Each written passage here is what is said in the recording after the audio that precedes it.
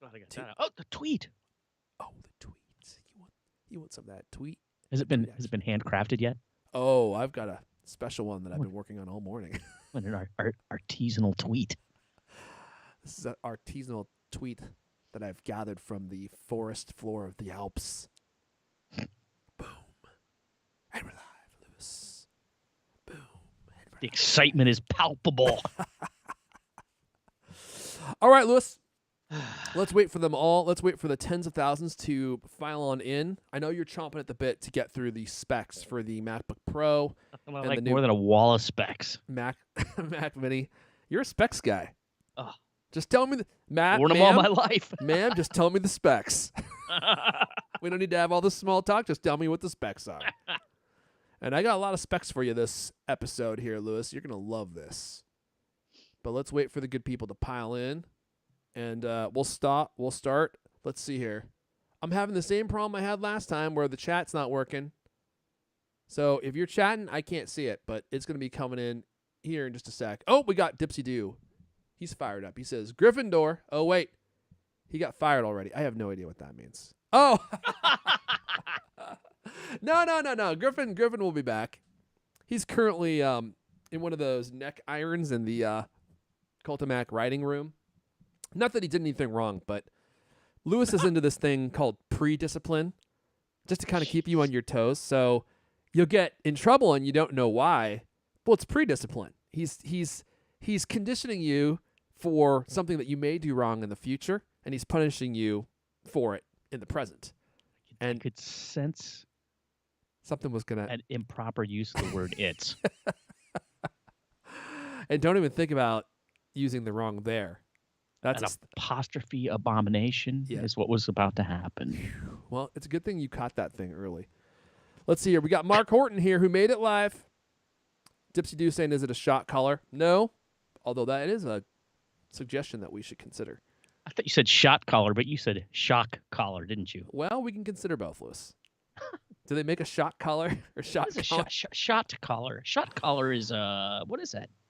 I think it's like if you make too many mistakes, it injects some kind of fluid into your neck, and then you just... I mean, it doesn't kill you, but it just makes you, plop onto the ground and pass out. I don't want to kill anyone. We got Fieldy here. He's got a very enthusiastic, yeah. And I don't want to hear nothing about it, Lewis. Oh, Jay Cruz wants another one. Only one yeah per show. Sorry, Jay. Went too late. All right, guys, let's... Be careful with those things. It's like spice. You don't want to use too much. That's exactly right. They're powerful. You got to dole them out incrementally. Okay, so let's go ahead and queue up Mrs. D. We'll get this show rolling. I got so much new gear here. I got a new mixer. I got a new monitor. There's a lot of things that could go wrong here. This new monitor, by the way, oh, my goodness. Someone stole your guitar. Chef's kiss. Well, actually, you know what happened to my guitar? Quick story. So I have this desk that I'm building. You can't see it over here. Or maybe you can. It's in a cardboard box right here. So I'm building a new standing desk, and it's been sitting there because I haven't been able to actually get around to doing it. And it's heavy. The desktop is sitting behind me. It's really heavy. It probably weighs like 50, 60 pounds. And the other day, I must have bumped it with my chair, and it fell over, and it fell, and it almost hit my guitar, but it hit the bottom of the guitar stand. Where the guitar was sitting, and it literally just snapped it off the guitar stand. So my guitar fell, but I caught it. Oh. So the guitar is fine. I couldn't believe it. It was millimeters away from smacking my guitar. But that guitar is probably, it's like 50 years old. It's probably solid, ancient redwood. So it's probably not going to get damaged even if it gets hit. But my guitar stand is toast. The inlay is made of like eagle beak, the materials they were allowed to use back in the day. No. Everyone these days are like, oh, we can't use eagle beak. Oh, don't use a redwood tree for these people today, Lewis. I'm telling you, nothing nice. We're the real men. All right, let's go ahead and queue up Mrs. You Know Who, and we'll get started. Oh, Mrs. D. Oh, Mrs. D, how are you today? Oh, very well, my dear. I knocked over one little El Caney last night. Oh, did you bump into him? Oh, no, I pushed him over, and then we made love. Pushed him right under the bed. It's gross.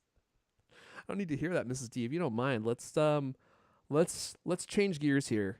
Let's get in the frame of mind where we're talking about Apple stuff. Let me cue up the music, and we can get this show rolling in 3, 2. Hello, and welcome to the whole cast, the best 30+ minute Apple conversation you're gonna hear all week long. I'm your host, Aaron Elijah. Join me today. He's thrown a single new M2 Mac Mini Pro, Mac Mini, into the Cult of Mac writing cage, along with a pool cue, some brass knuckles, and several folding chairs. He enjoys watching them duke it out, and the winners receive a new M2 Mac Mini and extra food rations. He's the managing editor of Cult of Mac. Lewis Wallace is here. It's a very generous offer. Very generous. I mean, you get the new M2 Mac Mini and extra rations. Yeah, I mean, come on. You're getting soft, Lewis. Before you just threw the pull cue in there, and you're like, hey, whoever wins gets to survive. Well, since Apple gave him that $100 pay cut on the Mac Mini, I figure, toss him a few little. Oh, yeah. Well, the thing about that, Lewis, is Tim Cook giveth and Tim Cook taketh away. They weren't just giving out a free discount. There's a reason that M2 Mac Mini is discounted. Are you telling me that they cut a corner somewhere? Yeah, I would say I would say maybe not a corner, maybe an entire bottom third. Ooh. So we'll talk about that. I think the Mac Mini is exciting, but they definitely made a pretty big change to it that you may have heard about. So we'll talk about that. Yeah, Lewis. I don't want to make a big deal out of this, but I keep hearing a little pop noise. You're hearing a pop noise? Yeah, a little something. I don't know if maybe it's just my end. I don't hear anything. I thought it might be your fancy new setup. Anyone hearing a pop noise on the stream? Is it like that? Doesn't sound like that at all. Okay, forget it. I'm listening for it. Wait. Yeah, I don't hear it now. Is it gone? Well, I'm not hearing it. It's intermittent. It sounds like a bad headphone connection or something. Fieldy saying no pops. Mark Horton saying nope. Mark T saying no noise. Full steam ahead then. So I'm sorry to even mention it. Unbelievable. I'll be replacing Lewis Wallace with Griffin by next week at the latest. Let's see here. Before we dive in, let me go ahead and give a big. Oh, I need to pull this up. I gotta pull it up first. Let me go ahead and give a big hearty thank you to Rocket Money for supporting this episode. Rocket Money, formerly known as Truebill, Lewis, formerly known as Truebill, a personal finance app that finds and cancels your unwanted subscriptions, monitors your spending, and helps you lower your bills all in one place. Lewis, are you paying attention? So this is deeply entranced by every word you say. I want you to know this because I feel like this is going to help you. Over 80% of people, and I have a feeling you're in this number, have subscriptions they've completely forgotten about, like the streaming service you bought to watch that one show, Lewis, or that free trial that you never even used. Rocket Money will quickly and easily help you identify your subscriptions for you so you can stop paying the ones that you don't want. Simply find the subscription that you don't want and press cancel, and Rocket Money will cancel it for you. It's that easy. Rocket Money makes canceling subscriptions as easy as a click of a button. I've been pitching them on this new slogan, Lewis. So easy, Leander Caney could do it. They haven't said yes. No? But I am pitching it because I feel like that just says it all. Like stop throwing your money away. Cancel unwanted subscriptions and manage your expenses the easy way by going to rocketmoney.com/cultcast, rocketmoney.com/cultcast, rocketmoney.com/cultcast. Cult kiss. Whoa. Cult kiss. Cult cast. The cult kiss is what Mrs. D is given to LK on the weekends. Rocketmoney.com/cultcast. And here's a new slogan. They haven't said yes or no to this. Rocket your way to more money. How does that sound? I like it too. I'm pitching it to them. I'm said, guessing look, they'll go with that one over the Caney one. To be honest, for $250,000, you can have that. Put that on all your marketing material. Yeah. Okay. Well, look, you gotta start. Let me know how that goes. You gotta negotiate. You gotta start high. It sounds like you might be. And my practice is start with an offer that's so high you're almost embarrassed to make it. and the worst they can say is no, and then you negotiate from there, And then you're like, fine, I'll do it for $500.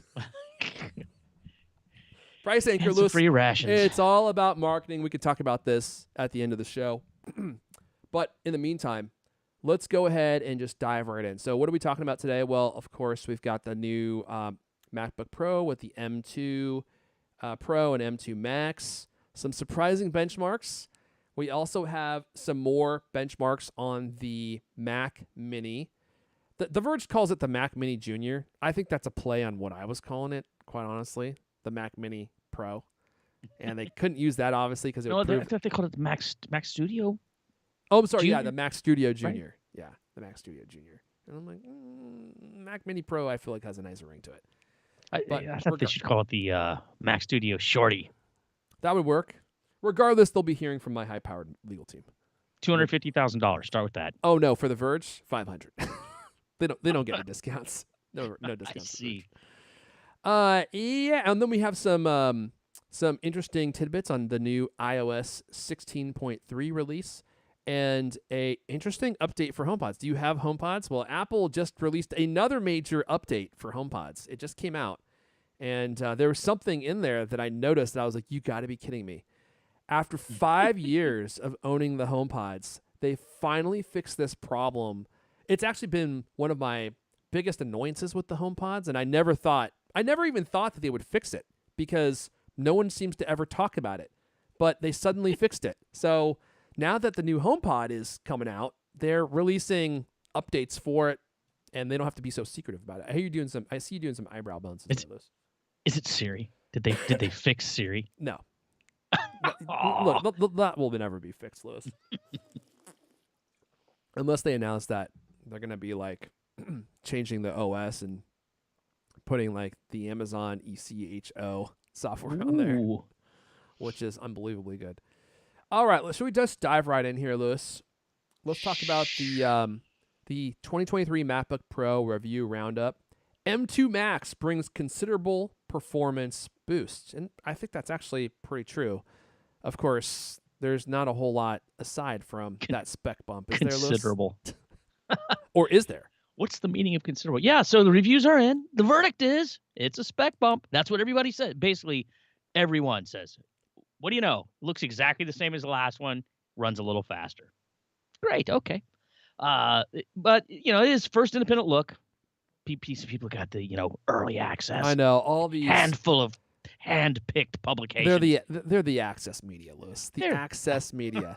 And look, I don't mean that to deride anyone, because I said if TC offered me a free MacBook Pro a week ahead of time, I'm like, don't forget to send the script you want me to read with it. Make sure those are in the same box, okay? Because I'm going to just read whatever you send, and if you don't send them, I'm not going to know what to say. So make sure you send me the script. I'll say anything you want. Your ethics are impeccable. Anyway, so the consensus is only noticeable change is the performance gain from the two new chips, either the M2 Max or the M2 Pro. As The Verge put it, one of your favorite publications. Oh, I love The Verge. Quote, the 2023 MacBook Pro is almost exactly the same as the 2021 MacBook Pro, except that there is a new chip inside. I don't think that's necessarily 100% true, but I think that's the reason they put the word almost in there. Yeah, okay. Fair enough. Bottom line, basically everybody says if you got the 2021 model, it's 2021, 2022 model. 2021 model. 21, yeah. You don't need to upgrade because it's a little faster. One of the best summaries I saw was 6 colors. They said, if you want the very best laptop Apple has to offer, MacBook Pro will not disappoint you. The M1 models were great in late 2021, and these new M2 models are even better, albeit incrementally so. Incremental, another key word popping up in these reviews. Yeah, I think it's fair to say it's kind of a stopgap between this and the 5-nanometer process and the 3-nanometer process that they're almost assuredly going to be moving to for the next generation MacBook Pro. But, I hate to say this, but it is true. If you need a MacBook Pro, this really is a great machine to get. And the performance increase is substantial. And the single core and the multi-core performance, which we'll talk about here in a little bit, are both actually significant. So and then you get a bunch of other smaller features, right, Lewis? I think all these working together actually do make a much better machine. Yeah, you get what slightly better battery life. I believe it's like an hour more in certain situations, like with video. I think this is the thing I was saying that's great, and you were saying no, it's a big deal. It's Anyway, very when they make that claim of extra battery life, they are speaking specifically to better video viewing performance. And like, who just watches one video all day? yeah, Besides, well, that's okay, fine. I mean, anytime they can make a battery last longer, I'm excited about it. yeah, This is a really key one here: color matched MagSafe cable. I'm Wow. surprised it took them a whole generation to do this. Honestly, actually. reading that, I was like, "Are you kidding me? The other one wasn't." No. I don't remember. I don't happen to own one. Let's see. Better webcam. That should make a lot of people happy. Yeah, it looks like it was definitely better. I saw some tests on Max Tech, which, by the way, Yeah? they're testing everything in their videos, and Looks it did look better, huh? better. Yeah, All I right. thought it looked better. I don't know if it's actually different hardware or if they just changed something like the processing of it, but it does look better. Yeah. Let's see. Support for Wi-Fi 6E, Oh yeah, which is great if you got that It's- kind of router, I dude, suppose. Wi-Fi 6E is screaming fast. If you have a Wi-Fi 6E router, and those kinds of routers are becoming cheaper and cheaper now because they've been around for maybe a couple years now, maybe not that long, but they're not brand new technology anymore, even though they are the most current Wi-Fi standard. And they make a dramatic increase in speed over Wi-Fi. So that's actually a very nice upgrade. And once again, future proofing, right? I mean, And that's future-proofing, one yep. of the best things about it. Let's see. HDMI 2.1 for 240 hertz 4K video output or 60 hertz 8K video output. Yep. You know more about that. I see those numbers and my eyes glaze over because I don't You don't mess care. with that kind of You stuff. don't know. You don't care. Well, I mean, it's taken Apple a while to move to HDMI 2.1. I'm happy to see that they finally did it. And then they did it at 240 hertz at 4K, which is screaming fast. And then 60 hertz 8K. I don't even know when 8K is going to be on the market. I mean, we barely have any 5K monitors or 6K monitors, and now we're talking about 8K. So that's another future proofing feature. And so is the next one that you're about to say. I mean, it doesn't really add a lot of practical changes to your Mac, but it's just surprising to see Apple use the newest standard. Bluetooth 5.3. So I was like, okay, what is Bluetooth 5.3? And I went and I read it, and I was like, I'm not even going to mention any of this stuff on the show. It's all so Bluetooth 5.3 is a minor update to the Bluetooth standard, and all the stuff in there was so unbelievably boring that I was like, I'm not even going to mention any of this stuff on the show. Just know that it's future proofing. Is it all just like works more smoothly in certain situations? Yeah. I honestly I couldn't even remember, and if I did remember, I would have to be careful not to just fall asleep inadvertently, right? Just try not to. It was Wow. It was like more smooth data transfer, more secure this, and nothing actually that I think anyone would actually care about or even understand in some cases. Mm-hmm. But it is nice that Apple's using the newest Wi-Fi and the newest Bluetooth standards in these machines. That doesn't always happen. The one thing I wanted to just provide some more context on, I was watching a video from MKBHD. He was reviewing the new M2 MacBook Pro, and he was talking about M2 and M2 Max and MacBook Pro, and he did a video on the Mac Mini and stuff. And there were some specs here that I thought were interesting. So he was basically looking at the M1 Max MacBook Pro versus the M2 Max MacBook Pro. And he gave an example that I thought illustrated just how much better performance you might be able to see in everyday use. And he was doing a ScreenFlow export. So I don't have this up here. He was doing a ScreenFlow export, and he said on his 16-core Intel Mac Pro, which is was a $15,000 machine, and actually still might be, it took 56 seconds to do that export. On the M1 Max, it took 32 seconds. On the M2 Max, it took 23 seconds. So that's a pretty major change in export times. Now, that's a pretty specific test, but I feel like that example kind of illustrates like the kind of performance gains you'll see in other applications that you may use. If you want to hear about specs, get ready, Lewis. I know this is the part you were waiting for. Give me the specs. Nothing but the specs, sir. So he did the Geekbench 5 tests on the M1 Max and the M2 Max just to see how they compare. And look, I mean, the Geekbench tests aren't everything, but they do give us a way to measure performance increases, even if those performance increases don't translate to all applications that you use. But the M2 Max has 2 extra efficiency cores versus the M1 Max.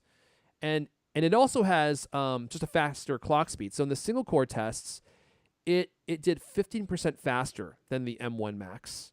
And in the multi-core test, it did almost 20% faster in the Geekbench 5 CPU test. So 15 to 20% faster in everyday performance. That's pretty good. Let's see here. I have some Mac Mini tests, but I guess we should probably save those before we talk about the Mac Mini. Yeah, let me move those down a little bit. So I think all in all, if you already have the M1 Max, do you want to go to the M2 Max? Probably not. There are some nice practical changes there that you'll definitely enjoy. If you're coming from an older machine and you don't want to wait for the 3nm process, then I think you'll be super happy with the MacBook Pro. But if it were me and I were using an older machine, I would probably wait till next generation, or I would get a discounted M1 Max MacBook Pro because they're having sales on those right now. Amazon discounted them like $500, and Apple's going to be like liquidating all the new ones. So if you keep your eyes out on like all the regular places like B&H and Adorama and Amazon, they're going to start liquidating all those machines, and that would probably be the way I would go if you wanted a machine right now. I probably would skip the M2 and just get the M1 Max and get it at a discount. The other thing I wanted to mention, Lewis, is if you want an Apple Studio display. Let's see here. Is this still on sale? Apple Studio display. Yeah, it is. Okay, so this is interesting. Amazon has the Apple Studio display on sale for $1,300, down from $1,600. And actually, so does Costco. Costco has it for the same price if you have a Costco membership, and you might get a better warranty if you go through Costco. So, I mean, is it worth $1,300? I kind of feel like it's still overpriced, even at $1,300. But it is a great display. I do love mine, and it pairs perfectly with your MacBook Pro or your Mac Mini. So I just wanted to call this out and say, if you're interested in getting an Apple Studio display, act fast. I think that these sales are going to last. The Costco one lasts until January 31st, and I'm not sure how long the Amazon one is going to last. I would imagine it's just until they run out of stock. But I do think it's interesting timing because we've been hearing rumors that Apple is going to be updating the Studio display with mini LED backlights that have local dimming zones, which the current one doesn't have that. It's just all one big zone. And now all of a sudden we're seeing a discount, like a huge discount on the Studio display. That's just a coincidence. Just coincidence. It might just be a coincidence. That might be true. But you also might be about to buy outdated technology. So just keep that in mind. But for $1,300, it still might be worth it because it is a really beautiful display, and the actual picture is just absolutely beautiful. So just a heads up there. I think I'm going to talk about Mac Mini here. Let me pull this up. Let's talk about Mac Mini. Now, Mac Mini is, I think, arguably the more exciting announcement that happened last week. And now we have the Mac Mini benchmarks, and the reviewers are talking about it. And you know what's interesting to me about the Mac Mini is, I don't think I realized this when it happened, although we did realize that the Mac Mini was much better than it was before. But when they switched to M1, they really made it into a much better machine than it ever was when it had Intel. And it kind of turned a corner and became a machine that I think is probably best for most creators. The Intel version was nerfed by its terrible GPU, like the built-in GPU that Intel builds into their processors. But now that it's on the Apple Silicon architecture, the GPU is built in, and it's much better. It's hugely improved. And when you buy a Mac Mini, you're essentially buying a MacBook or a MacBook Pro without the screen, without the trackpad, which but it has the same performance in many regards, which is not the way it was under Intel. And a lot of the benchmarks have been coming out over the new M2 and M2 Pro Mac Mini models, and everyone pretty much loves it because the CPU in the M2 Pro are the same that they use in the other Macs. So you get really great performance there and really great GPU performance. But where things end up not being so great is, and you probably maybe even saw this week, is in the SSD performance, which I don't think it's a I don't think that it would be inappropriate to say is an abomination. It is laughably bad. The base model Mac Mini is laughably bad in SSD performance, and that's why I said earlier they didn't just drop the price because they wanted to do you a solid. TC doesn't relinquish that profit margin for no reason. Tim Cook giveth, and Tim Cook taketh away. And the SSD performance here, I mean, for people listening to this show, you probably would not, I would imagine, not be looking at the base Mac Mini. But if you were, this is something that you need to know about the Mac Mini. So let's just go through some of these specs. Apple's new entry-level M2 Mac Mini ship with significantly lower SSD speeds than their predecessors. The SSD performance is bad, real bad. How bad do you say? Well, let's put it this way. The Intel Mac Mini, the Intel version of the Mac Mini, which was 2 generations ago, has 2 times faster write speeds and 70% faster read speeds than the M2 base version Mac Mini, the one with the 256 gigabyte SSD. The M1 has 60% faster write speeds and 90% faster read speeds than the M2 version. So even the M1 is faster than the M2. And that's the base model M1? That's the base model M1. Or is that all there is a base model? I know there's, but No. geez, that's shocking. Yeah. I thought I read it wrong. I did too. So I went back and I read all the reviews and I did a bunch of research, and sure enough, they made the SSD speed much slower, and it seems to have the unsavory aroma, as I said last week, of just cost cutting. They just wanted to cut the price, and this is one of the ways they were able to do it.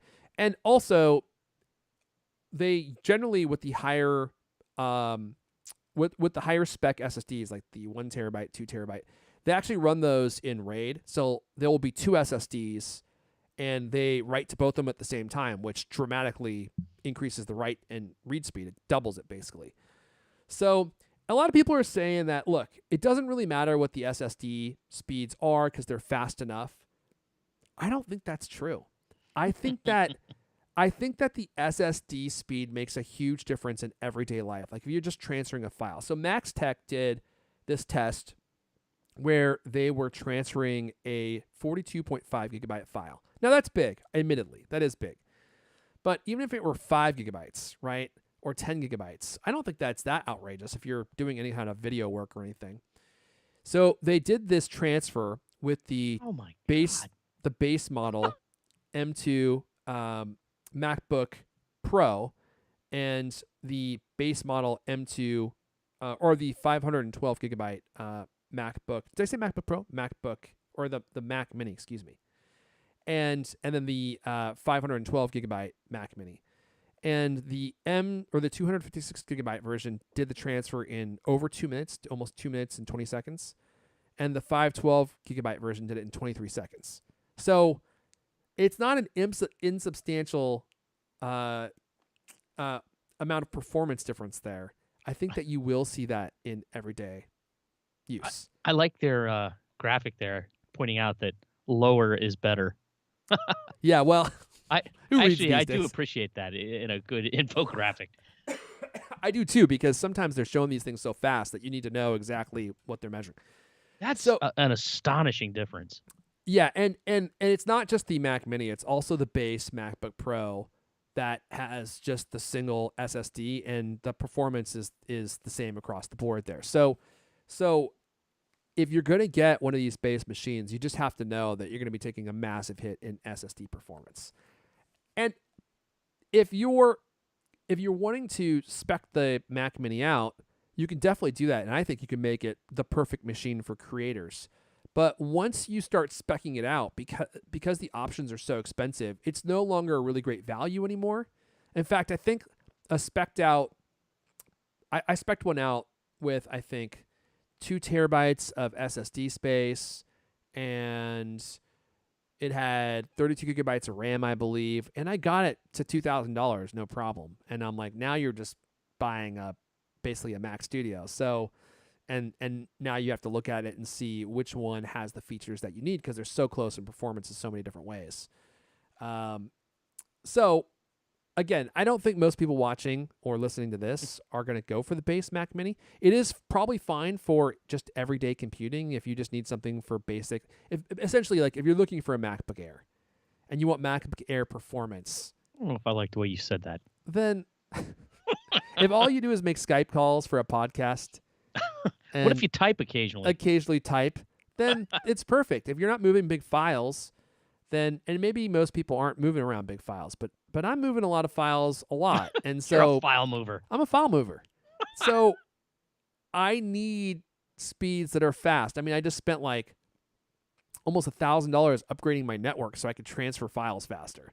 But I realize not everyone is in that same boat. So I still think that the Mac Mini is a really exciting machine. And I think that for a lot of people, it's going to be probably the perfect one to go for, because if you have a keyboard, if you have a screen, then you get the M2 CPU performance and the GPU performance, which is substantial. But then you're nerfed by that SSD speed, which, I mean, it kind of undoes the value for me. But if you want, you could just upgrade the SSD to 512, and then you'd be better off, and you'd have a really great creator machine. Like I said, like, I don't think there's a better machine for creators that exists aside. No, I would say bar none. The Mac Mini is probably the best machine that you could buy for YouTube creation, podcast, anything. I mean, it's going to be just like an insane powerhouse. So as long as you're not going to be moving around huge files, then the base model might actually work for you. Thoughts on that, Lewis? Yeah, well, like I said, I mean, I just, when I read those numbers, I can't believe it doesn't even seem possible that it could be that much slower. I know. I think everyone was pretty slower than the last version. That's crazy. Well, not only slower than the last version, slower than the last version. You know, slower than the Intel Mac Mini, which I think was really surprising. But that's why I love that MaxTech benchmarks all this stuff so thoroughly. I mean, I don't think there's anyone out there that's benchmarking this stuff better than them. And they just go through everything. I mean, they must be spending like $20,000, $30,000 every time Apple releases new Macs, because they literally buy every model. I think they bought 10 Mac Minis. I'm guessing they take advantage of that 2-week return policy. Probably. All their videos come out within the first 2 weeks. Yeah, right. And then they go back and they're like, here are the 10 Mac Minis we ordered. But you can only do that so much before they catch on and they say, yeah, we're not going to. You think so? I mean, I don't know if Apple does that, but I know that there are retailers out there that if you return too much, they will basically just cut you off. Even Amazon will cut you off. If you return too much, if you're constantly buying stuff and just returning it to them, eventually they'll shut down your account. I better tell my wife this. Well, most people, I think, don't ever get close to the limit, because, like, let's say you return like 20% of your stuff.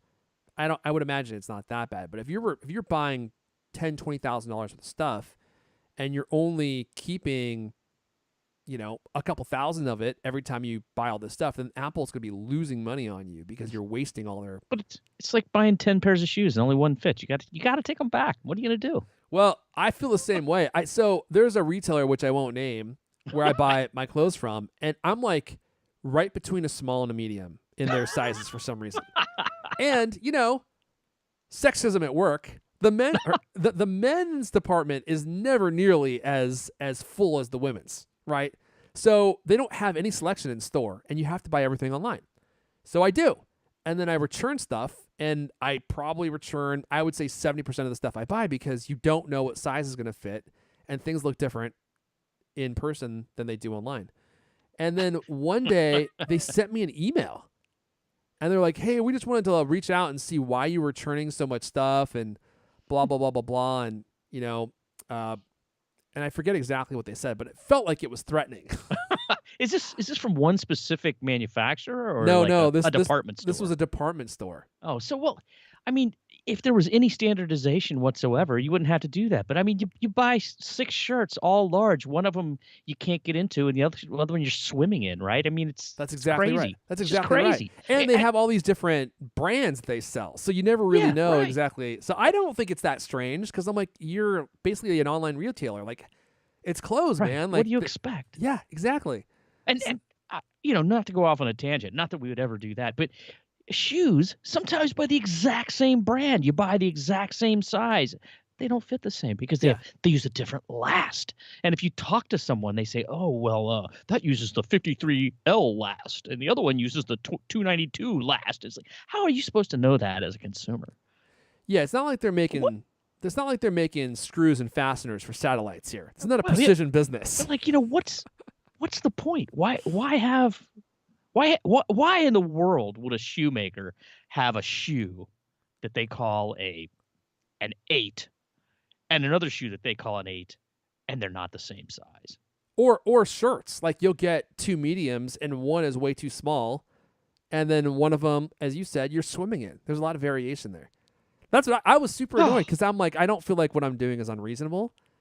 I'm keeping stuff that actually works for me, but a lot of this stuff, you look at it online, you get it, and it's like, oh, this is a completely different color, or it's got some weird material, or it just doesn't fit. I'm pretty sure I know who you're talking about, and I'm quaking in my boots thinking I'm going to get the exact same thing. Because anytime I order shirts, like if I want one shirt, I got to order 10 because 9 are going back. Yeah. Okay, so you're the same way. I am, and now I'm nervous.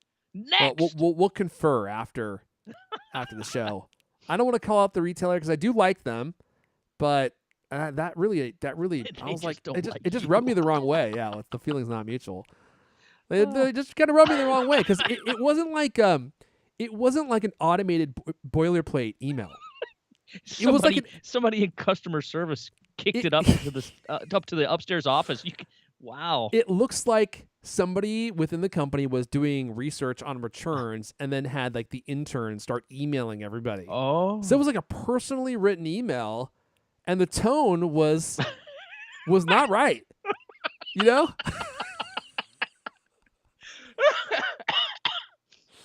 Okay, we're dropping viewers precipitously. Let's move on from. Can't blame people. Let's talk about something exciting, like this week's giveaway. You have to subscribe to our new podcast, Close Talk. We just talk about cute outfits. Okay, Lewis, let's talk about the giveaway real fast because that is something that people like to hear about. Yeah, and you've only got a couple days left on this one. This one's expiring very soon. This week we're giving away I don't know how to say it. It's Golden Air's best-selling Apple Watch band. It's the gorgeous Golden Air herringbone band. Now, do you have one to show us here? if only. It's a little bit of a feminine band, extremely feminine. Valentine's Day is coming up, so it'd be a great gift. Oh yeah, there you go. This is a $150 watch band. Comes in gold, silver, and rose gold. If you look at it, you pull a picture up there. Oh, I got it up, baby. You got it up I got there. it right here. Yeah. Can you pull a picture? Who do you think you're talking to here? So look at that thing. I mean, that is a good-looking, expensive-looking. Kind of looks like the edition Apple Watch. Remember that $17,000 Apple Watch they came out and gave to Kanye? Yeah.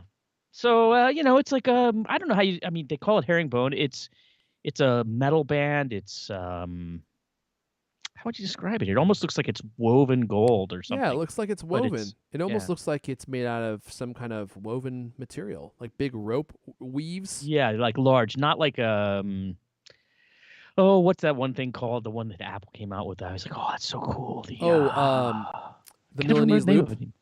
Yeah, Milanese loop. Although I gotta say, man, that thing feels like silk against your skin. Oh yeah, those are fine things. It's but like this is not that. Rivendell. This is much larger. Looks more like jewelry, right? Yeah. It's a good looking thing. You go there, you sign up for I Oh dear, we just switched newsletter providers, so I bet you can't sign up for this one anymore because it's the old person. I'll have to get Oh on that after this is no. over. Anyway, you watch a video on TikTok, visit Golden Air on Instagram, subscribe to the Cultcast. Have you ever heard it? It's a great podcast. I think you should subscribe to it. Visit Golden Air on Facebook. All these ways you can gain an entry. Like I said, act fast because this is going away soon. As always, you find it by going to cultofmac.com and scrolling down.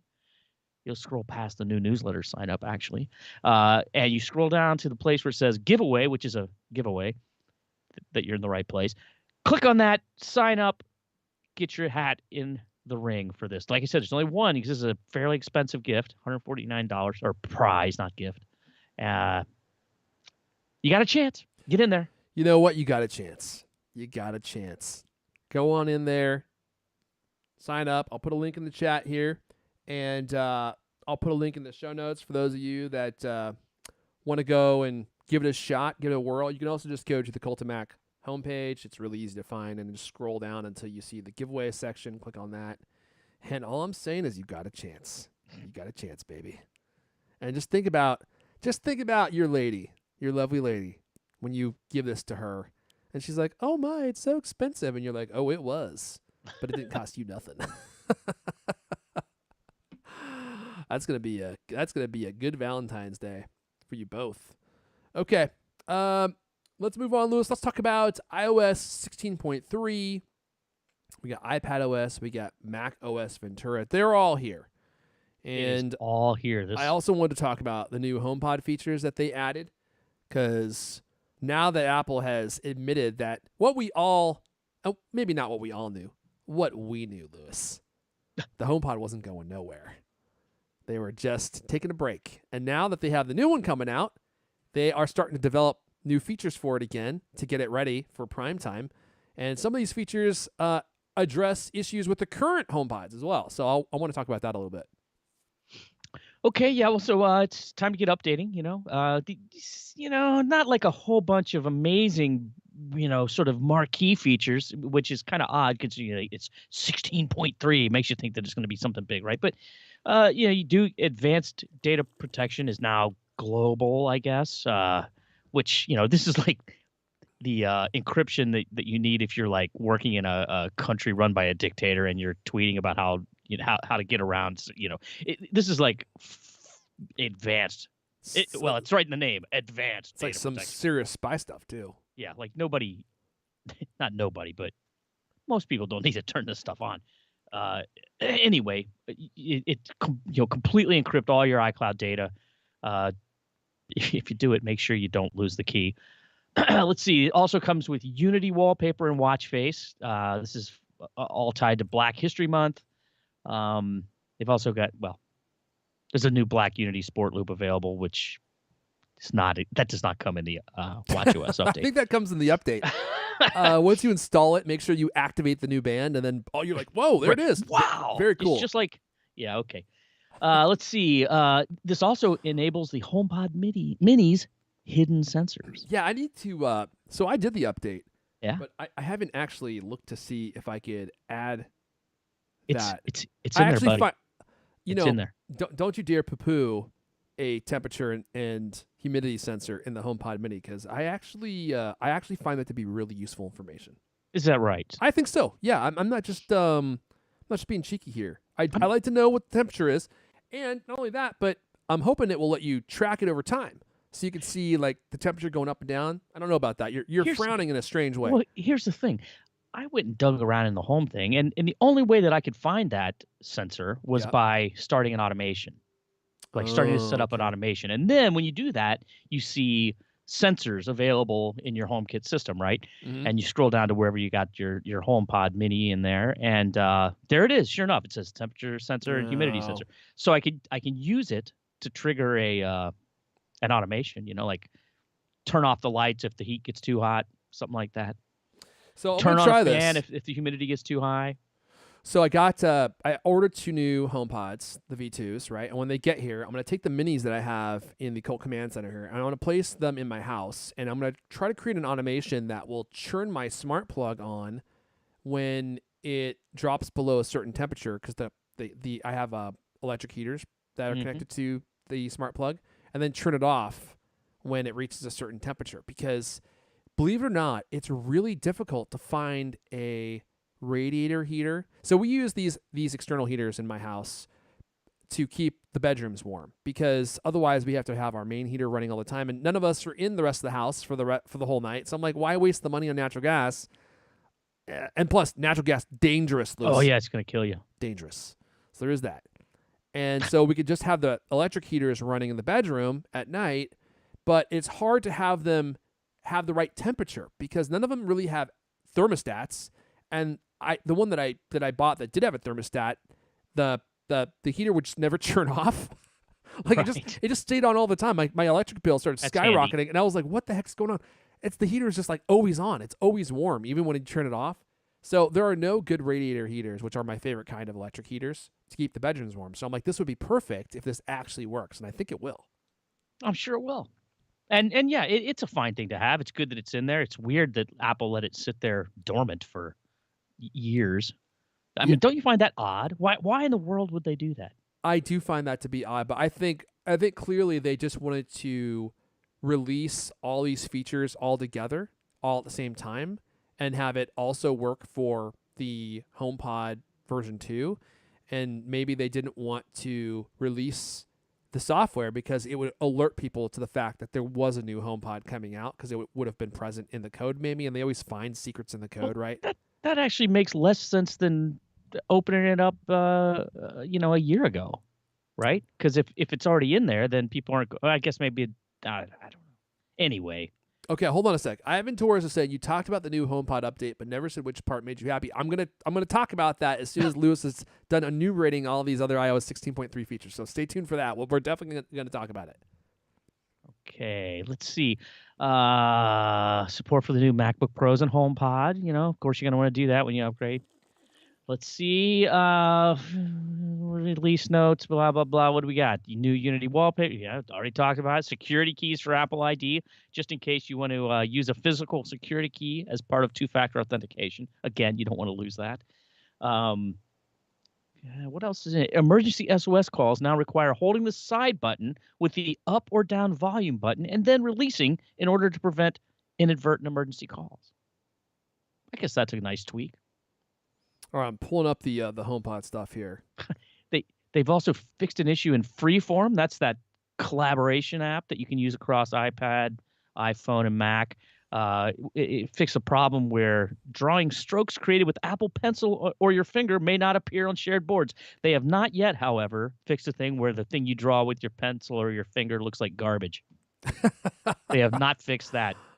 I can tell you're not happy about that. I have not found a use for that tool yet. It looked really awesome in the demonstration, but I mucked around with it for a couple of minutes and felt like a 3-year-old. Let's see. Fixed a problem where, and this is where wallpaper may appear black on the lock screen. Okay, that's good. Fix a I love the way they always say issue. Fix an issue. It's a problem. A bug where horizontal lines temporarily appeared while waking up iPhone 14 Pro Max. I saw some videos of that, and I was like, wow, if that happened to me, I would be on my way to the Apple store because that looked nasty. It looked like a hardware problem. Yeah, Yeah. I'm always amazed when they can fix something like that with a software update. So they did that, fixed a problem where a home lock screen widget does not accurately display home app status. Here's one I'm very excited about. Addresses an issue where Siri may not respond properly to music requests. Or any requests. Yeah, it's odd because I was having this problem. I think I was talking about last week on the show where I was requesting to play a song on my HomePod smart speaker using Apple Music that I pay for, and it just consistently said, "No, sorry, I can't play it.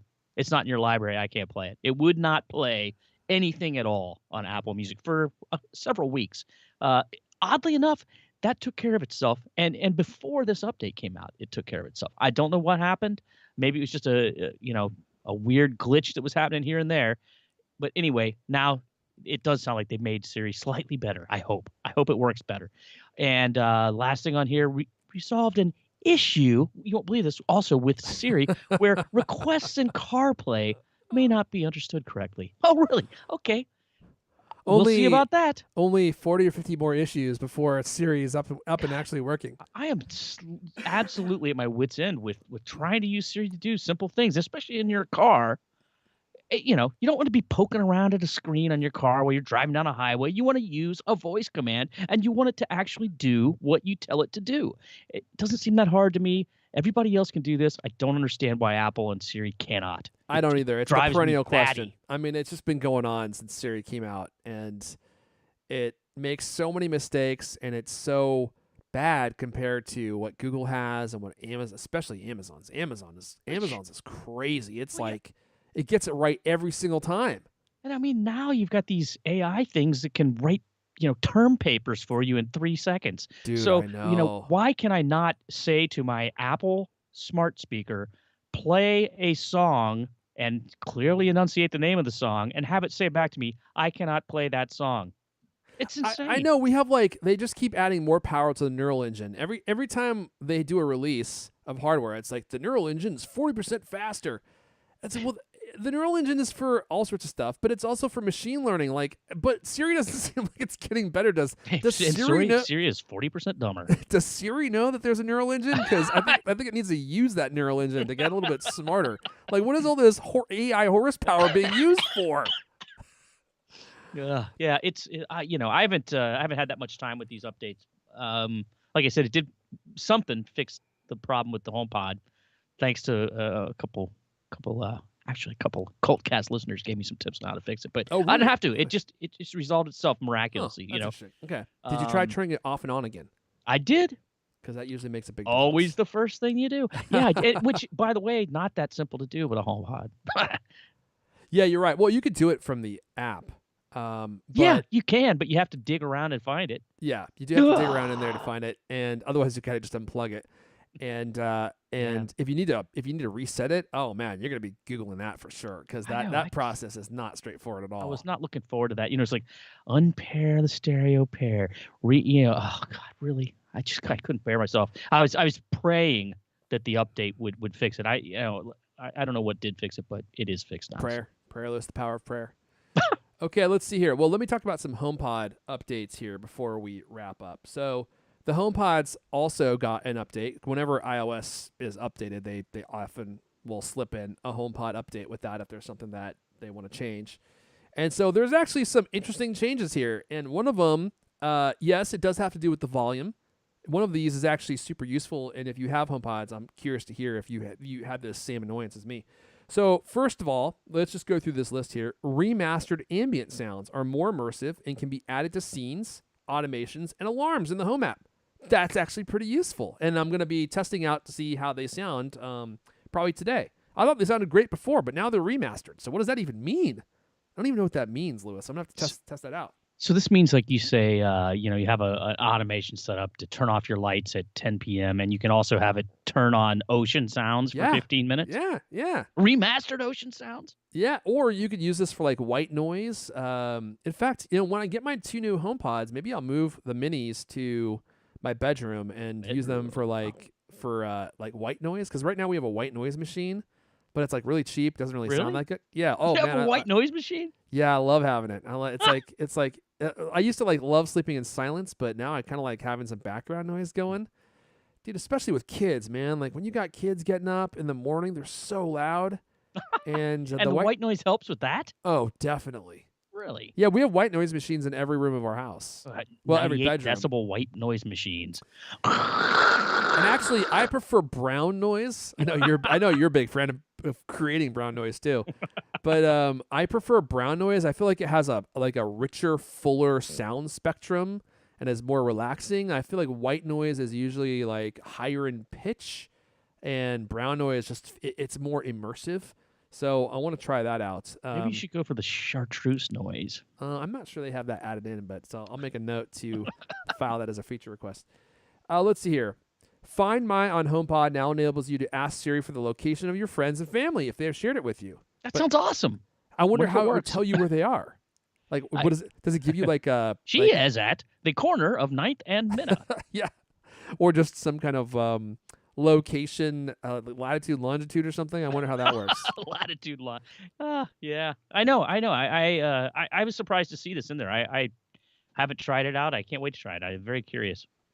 Let's see here. Recurring home automations can be set up using just your voice. That's handy. Yeah, I'm sure that's going to work out properly. Siri confirmation tone will now play to indicate when smart home requests are completed for accessories that may not visibly show a change or are located in a different room. I also heard that you can switch Siri's voice to just a tone, like you can with the Amazon products. So when you invoke the words, it just goes boonk, and it just makes a noise, and then you can speak to it. So let's see here. Audio tuning optimizes spoken content, such as podcasts, for even greater clarity on HomePod 2nd generation and HomePod 1st generation. Okay, so not even the Mini. That's a feature. I've never noticed them not being clear. Well, just wait, Lewis. Just wait till you use it now. Now it's so clear now. Ultra clear. And then finally, and this was the big one, I even have it highlighted on my look at that. On my highlight. phone here. Wow. There you go. Updated volume controls on HomePod 1st generation give you more granular adjustments at lower volume levels. The reason this blew my mind is because my greatest annoyance with HomePod is I have them in a stereo pair in front of my TV. My beautiful Samsung A95K. QD OLED. Marvelous TV. Great picture. Unbelievable color volume. That's beside the point. Such a cutie. And the thing that annoys me about HomePods is when you go from volume 1 to volume 2, it's like a 10% jump in volume, man. It goes from being too quiet to, whoa, it's just too loud now.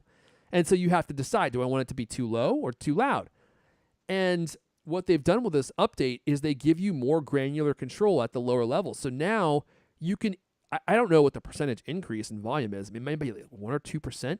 So where before you had that big jump from level 1 to level 2, it feels like now you have like 5 or 6 clicks to control the volume in that level. So now you can really dial in the volume at low volume levels. And I never in my dreams that I imagined they would ever actually even consider fixing that. I never even heard anyone talk about that as a problem, but it's a huge quality of life improvement, because sometimes when you're watching TV or something, you want to turn it down to a low level, or you're listening to music and you want it to be a low level, but you still want to hear it. And so it basically fixed that problem. It works great. Are you talking about the physical controls or using voice controls it doesn't matter. To change the it doesn't matter, because the adjustment increments work on voice control and with remote control. So exactly the same. I mean, it's exactly the same. I've only used the physical control, a handful of times. Yeah. So I never really noticed it, but I know what you mean about it. It does ramp up rather rapidly. Yeah, it's like, and you're like, oh, I can barely hear that. And it's like, blah, blah, blah, blah, blah, blah, blah. It's whoa, way too loud. It's probably worse because you got a stereo pair. Oh, what a luscious pair it is, Lewis. Baby, what a pair. My favorite pair, honestly. Although I'm going to be replacing that pair with a brand new pair pretty soon. I cannot wait to hear the review. Me too. I'm pretty excited. And I am just curious, does the new HomePod sound as good as the V2 HomePods? Or do the V2 sound as good as the V1? I suspect that it might not be the same performance. Well, did you get the base model? Did I get the base model? No, I upgraded the RAM, Lewis. Yeah, you go with twice the storage. Everything sounds better.